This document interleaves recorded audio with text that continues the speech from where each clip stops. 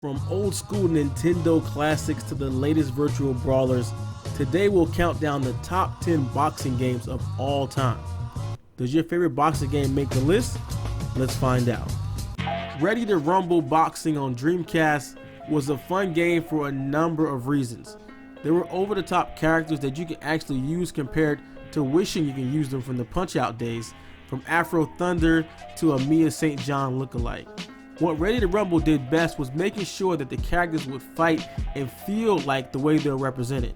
Afro was flashy and fast and talked a lot of trash, while Jet Chen uses martial arts boxing to land a variety of blows. Ready to Rumble was pure entertainment with minimal realism to show for it, and it was alright because it delivered on how it meant to deliver, an arcade boxing experience. Stamina bars were present along with the health meter, but the main point of the game was to land enough significant blows to spell rumble, almost like a game of horse. And once the letters spelled that, then you can trigger your character's special combo move that will lead to a knockdown most times when played right. What was overlooked by a lot of people was the analog ability with the controller to sway and move the box around for defense and counters. For as much as the game was an arcade fighter, that bit of magic with the ability to move and sway will make a huge impact on later boxing titles that will help push a more simulated style into play. Outside of ESPN NFL 2K, Ready to Rumble was the best sports game on the Dreamcast. Ring King on the NES, I remember spending a lot of quarters in arcade playing this game when it was introduced, and it was one of those games I kept in my system to play over and over when it finally came to console. Ring King introduced many firsts for the genre of boxing video games. For starters, it was the first game where you were able to move around the ring, pretty much the largest damn boxing ring ever, along with your opponent. Another was the ability to change the attributes, power, speed, and stamina of your fighter during an exhibition and during your progression in the rankings campaign. Now, the Nintendo graphics weren't as polished as the arcade version, but the style was pretty much the same, with everyone sporting a full-on 70s Afro style looking like Salvador Sanchez along with the Ron Jeremy mustache. The punching mechanics were very basic with the jab, hook, and uppercut and body jab, but the stronger and faster your boxer was as compared to your opponent, the game would give you plenty of laughable moments, especially if you were one of those cheaters who used the Nintendo Advantage controller. Yeah, you guys know who I'm talking to. The recovery system was something interesting to behold if you were fast enough to hit the A and B buttons to revive your tired fighter, or you could just cheat and use a turbo controller, but no one did that, right?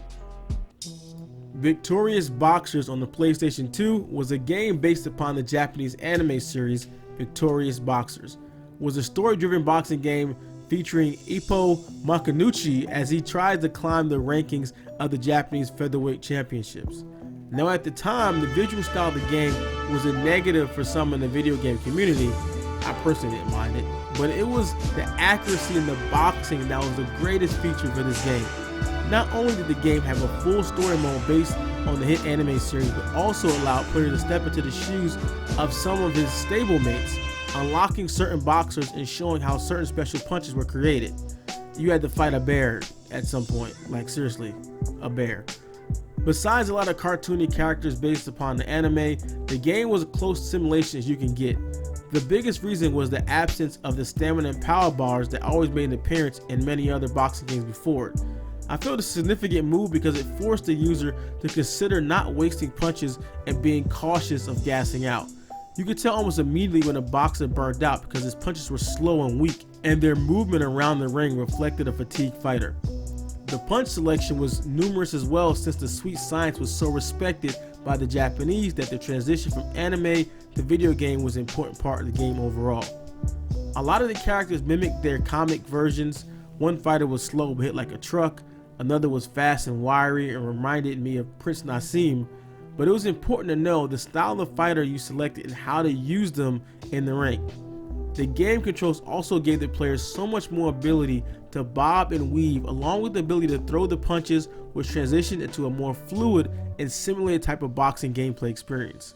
But not only could you lean back and duck forward, you were able to shuffle to the left or right with quick feet and now able to throw punches at different angles. The analog sticks were coming more into play and giving developers more options regarding defensive and offensive capabilities of the boxers in the game in general. Victorious boxing was a big part of development of the core control scheme in boxing games. Moving on to more recent titles, we have Knockout Kings. This series brought boxing legends from all different weight divisions into the game, which in my opinion was a huge victory for casual and hardcore boxing fans alike from all eras. The list included many boxers from different weight divisions and boxing eras, with 48 boxers total, including Muhammad Ali, Alexis Aurelio, Aaron Pryor, Marvin Hagler, Rocky Marciano, Robert Duran, and even Floyd Mayweather, back in his Pretty Boy Floyd days before he became Money Mayweather. Players were able to compete in the career mode thanks to a more enhanced creator boxer suite and try to win titles in light, middle, and heavyweight divisions. The game's controls were able to be worked on in a training mode, which also gave players a chance to try and learn the controllers and perfect their craft before heading into the ring. The game also introduced for the first time Slugfest mode, which was just what it sounded like. No refs, no rounds, just punching each other out until one person dropped. A simhead's nightmare, but right up the alley for most casual fans who just wanted to swing for the fences and knock somebody out. Evander Holyfield's Real Deal Boxing on the Sega Genesis was a big one. Once Buster Douglas got knocked out, there was a huge rush to get a new face on boxing games, and Evander Holyfield's Real Deal Boxing was by far one of the best boxing games out at the time. One of the biggest features of the game was the training aspect that was mixed into the game, where you were building your fighter up to fight for the championship. Once you took a fight for the right amount of money you wanted, and if you won, you can use that money to build up attributes such as power, stamina, speed, and defense. The player was then able to select from several different choices: sparring, jump rope, diet, speed bag, treadmill, weightlifting, punching bag, and head guard that would help increase one or sometimes several of the attributes at once. The punching system didn't look as fluid and sometimes could be gimmicky if the right combos were thrown repeatedly, thanks to the ability to duck down to the body area and back up to throw to the head. Stamina was monitored a lot more as well. Not only did you have the energy bar, but your head and body would start to go from color to gray when it was taking too much damage from blows. I'm sure Holyfield himself was proud of this quality title. Greatest Heavyweights on the Sega Genesis. Now this game could have been called Evander Holyfield Real Deal Boxing 2, but Greatest Heavyweights, actually many of the Greatest Heavyweights were actually missing in this version, but it was still a very good boxing game, especially when it came to the career mode. The presentation was a side view, two-dimensional fighter cut off at the thigh area. Boxers were able to toss punches to the head and body and inflict damage to the face with eye cuts if the facial diagram was in the gray. Uppercuts were present and caused a significant amount of damage if landed right during exchanges. Now, a big part of the game was the inclusion of past champions in boxing history. Boxers such as Jack Dempsey, Rocky Marciano, Joe Louis, Joe Frazier, Muhammad Ali, and a few others were a part of the game and looked very similar to their real-life counterparts. Their fighting styles were close in presentation, as well as Marciano used power shots and Ali was more of a full-range boxer when reached. If you became the champion, you were able to keep boxing in a series of challenge matches until you retired or got retired. Like Real Deal, the player could progress through the ranks and earn money, which they were able to use to help upgrade the boxer's attributes. You were able to customize your box with a variety of different heights, weights, and skin types. The 2 vs 2 component of the game provided challenges in regard to who could time the best combos, as defense was a minimum in this game. Fight Night Champion, the very last boxing game from EA Sports before they packed up shop and moved over to UFC. For starters, Fight Night Champion looked amazing.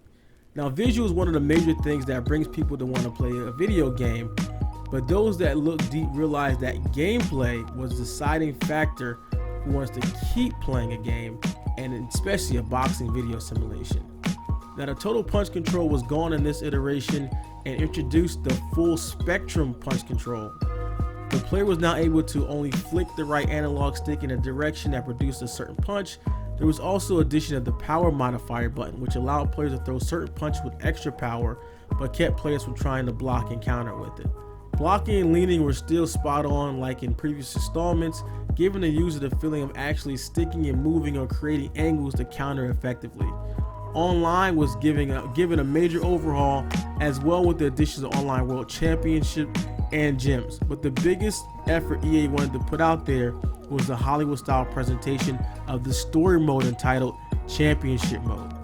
This is where the player stepped into the shoes of Andre Bishop, a promising amateur world champion at middleweight who was set up by a corrupt promoter and sent to prison, and gets out to try to make a run at the heavyweight title. The story mode was fun for a few playthroughs, but faded fast after all the conditions and plot twists were played through. The Creative Boxer system was an advancement, as users were able to make boxes with uploaded pictures and help others online create Floyd Mayweather or other people they wanted to fight with that wasn't on the default roster. The roster was around 50 total fighters, with some boxes being added later in DLC. Fighting in the Amateur World Champions, after you went through the grind of building your boxer from beginner to open class boxer and signing a deal with the promoter and moving along the ranks, would have been such a welcome and embraced addition by a lot of fans. The game is still played by a lot of users online to this day, as they wait for EA to announce the return of a story franchise. We can only hope that day will come soon, but hope is a dangerous thing. Moving on to Fight Night Round 3. This was the game that all boxing fans, hardcore sim and casual, were waiting for, because it was a move to the next generation era of PlayStation 3, Xbox 360. The roster was set at 27, with the inclusion of 3 hidden fighters, Raymo, Goliath, and Big E. That also had double duty appearances of some fighters in different divisions. The soundtrack was arguably one of the best the series ever put out. Online mode was a huge deal with the start of next-gen systems, as many of the top players went online to compete against each other. Now, the career mode was a nice step in the realms of authenticity, as players started off boxing in the amateur circuit wearing headgears to avoid damage. Once they completed that circuit, they moved on to professional ranks. As they climbed the ladder, they were involved in rivalry fights where you can actually get punched during the weigh-ins or the press conference. The game also included classic mode thanks to ESPN broadcast time and even a first-person view. The creative boxing system, in my opinion, was the best regarding the use of the analog sticks to manipulate the facial feature of the boxer you were trying to create. Also, being able to add the type of punching and blocking style was huge in trying to make blockers who were not in the final build of the game. The total punch control system was still present, as well as the addition of upgrades to 3 types of power punches for fighters: Haymaker, the Flash KO, and the Stun Punch. All great gameplay additions to the series. Mike Tyson's Punchout on the NES, one of the greatest boxing video games that ever come out, to this day is still talked about by many boxing fans and casual fans alike, with iconic characters and underdog storyline. Little Mac versus Mike Tyson, the heavyweight champion. Mike Tyson's Punch-Out was a video game that, even though would not be considered a simulation boxing game by any means, still brought together people who weren't even close to being boxing fans to the TV stand to try out and eventually take a shot at one of the most feared punchers on the planet, Mike Tyson. Punch-Out was more of a pattern-based fighting game where the user had to rely on cues and hints to beat the characters in the game. From King Hippo getting punched in the mouth to trigger his pants falling, to Don Flamingo baiting you into punching him in the mouth and countering you with a nasty uppercut. The game was never short of entertainment for all who played it. Even though it lacked 3-minute rounds and at times believability, I mean, come on, Little Mac in that pink jumpsuit, and no way that tiny dude is beating up a beefcake like Super Macho Man or even Mike Tyson, any of those guys. But still, it was a fun game. But what it lacked in realism, it made up for countless hours of fun for millions of people to enjoy. Fight Night Round 2. Having all the momentum for Fight Night 2004, EA needed to try and build up from the foundation they set for themselves. The roster included 36 fighters, including Gotti, Corrales, Duran, and Mosley, as well as Manny Pacquiao. Floyd Mayweather shows up again in addition to a double duty appearances by Roy Jones and Evander Holyfield in light heavyweight and heavyweight divisions. The add-on to the TPC was the addition of the EA Haymaker Punch, was the go-to move for a bunch of the headhunters who played the game. The creative boxer system was robust with options this time around, as you were able to change weight classes for your boxer during career mode, where you could fight as long as you wanted and weren't forced to retire as in previous installments. Also, with the addition of the EA Sports Cut Man was a great mini game to have for players to help decrease damage the boxers took in the rounds to keep them in the fight. This was a big addition to the series, given the player control, as they were making a difference for their virtual fighters. That's it for today's countdown. Did your favorite boxing game make the list? Let me know in the comments below. Be sure to like, subscribe, and let me know what type 10 countdown you want to see next. This is the Natural Sports Gamers Online.com. I'm out.